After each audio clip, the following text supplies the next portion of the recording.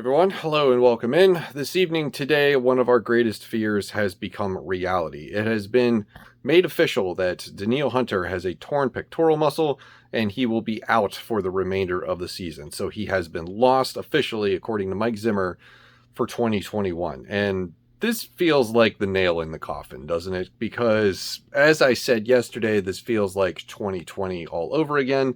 The only difference is that we got to 3 wins faster and we had Daniil Hunter for 6.5 games instead of 0. But this is the greatest loss that I think that we could have sustained coming out of the Cowboys game where we were defeated by the backup quarterback known as Cooper Rush. So this is not good.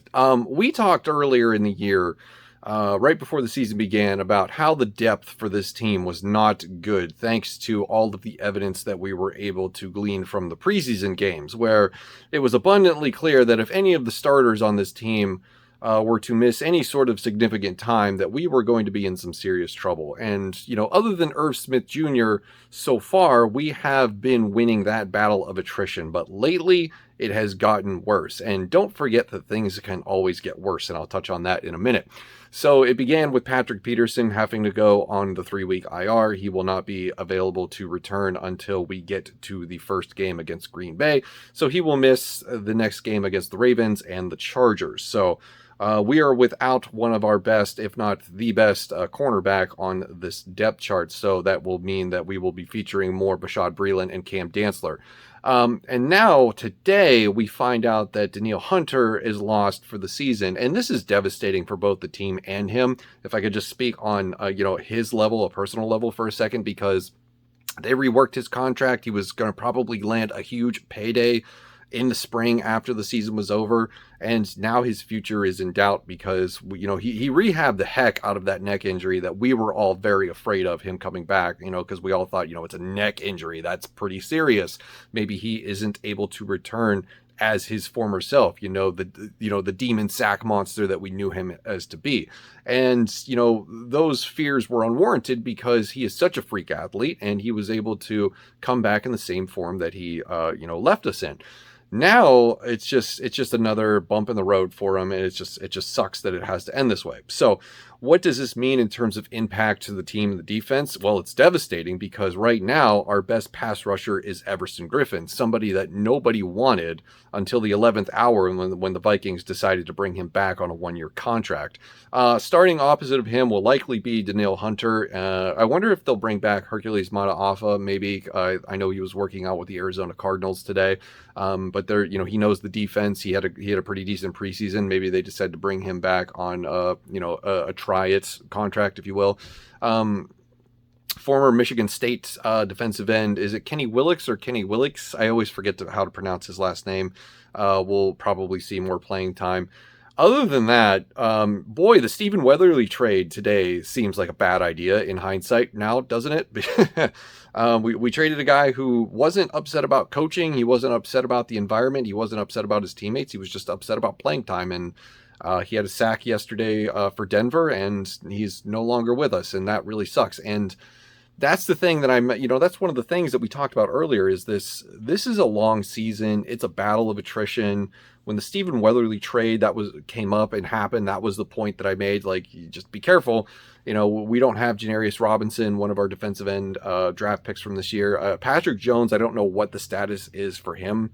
We'll have to see how that plays out going forward. But I don't know. I'm worried about the defense now, because any more injuries and it's not going to be good. Just we cannot deal with any more. We've reached our limit on injuries for the defense, especially with Michael Pierce having missed, I think, 2 games in a row now. Hopefully he is able to come back and not miss any more time.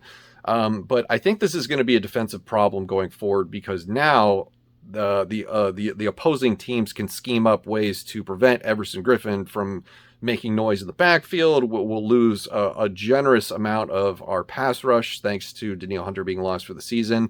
And our cornerback situation is already bad because we're witnessing in real time in front of our eyes Bashaud Breeland and Cam Dantzler getting torched and burned as they did yesterday against Cooper Rush. I believe both CeeDee Lamb and Amari Cooper had over 100 yards receiving yesterday. So it's not good. It's not good. And then if any of those guys gets injured, I guess it's Chris Boyd and Harrison Hand to pick up the slack. But I don't know. The good news is that eventually Patrick Peterson will come back. Hopefully, it's a hamstring injury. I'm very worried about that lingering on for the rest of the season. And I don't think that, anybody in the Vikings organization is going to tell us the truth about the severity of it until it gets to that point. So I am concerned about that. Here's the other thing. With the defense suddenly getting worse because the pass rush is now not as good as it was with Danielle Hunter, and that's going to affect coverage because you're not going to get coverage sacks with this unit. It's just not going to happen. Here's the other thing that you got to be worried about, and that is that while the defense is currently losing the battle of attrition, the offense has been pretty okay. I mean, the Irv Smith Jr. injury was probably the biggest shell shock to that system. But I think that it could only be the beginning, because think about how well the offensive line has stayed healthy. Like, they haven't played good, but it's overall been a healthy unit. It's been that's something you rarely see in the NFL. I mean, the Packers are going through it with David Bakhtiari and Josh Myers. The Cowboys experienced it against us last night, losing, I believe, La'el Collins, if I'm pronouncing his name right, and their other tackle. What happens if Brian O'Neill, or God forbid Christian Darrisaw goes down? Because if you think about it, the offense is sort of traded off Irv Smith Jr. being available for Christian Darrisaw, who came back from his injury that we were all worried about was going to cause him to miss more time. I predicted a month. That's what happened. But things can get worse. Things can always get worse. So this is a big blow to the defense. I think the pass rush is going to suffer. And because of that, coverage will suffer. Bashaud Breeland and Cam Dantzler will continue to get picked apart. And it is scary to think how DJ Wanham and Everson Griffin are going to be able to team up and contain Lamar Jackson next week. So very concerning about the near future of the Vikings defense going forward until they get Patrick Peterson back, hopefully at 100%. Let me know what you think in the comments below about this situation. Is this the final nail in the coffin? Should they just give up right now at this point, which nobody wants to admit that. Nobody wants to give up, in the middle of the season when there's still, how many games left to play. So, but I don't know. This feels pretty devastating. This feels very 2020. So let me know what you think in the comments below. That's going to do it for me on this video. I'm going to go film the day after Dallas. I will see you in that one.